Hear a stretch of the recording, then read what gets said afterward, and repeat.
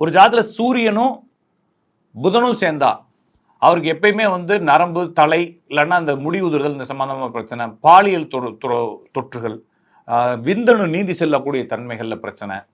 நிறைய பேருக்கு இந்த இன்ஃபோடென்ட்னு சொல்றாங்க இல்லைங்களா, ஆண்மை குறைவு, இந்த மாதிரி விஷயங்கள் வந்து சூரியன் புதனும் சேர்ந்தாலே வந்துடுது. அதுக்கடுத்து ஒரு ஜாதகத்தை திறக்கிறீங்க, சந்திரனும் புதனும் சேர்ந்துருக்கு சார்.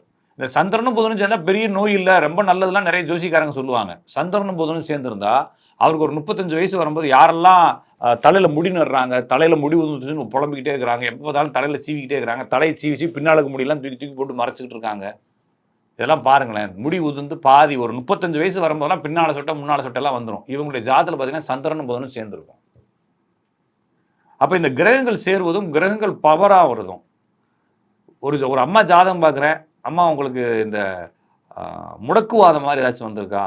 ஆமாங்க தம்பி, எப்படி சொல்றீங்க? ஃபோனில் தான் பார்க்குறோம், யாருன்னே தெரியாது தம்பி.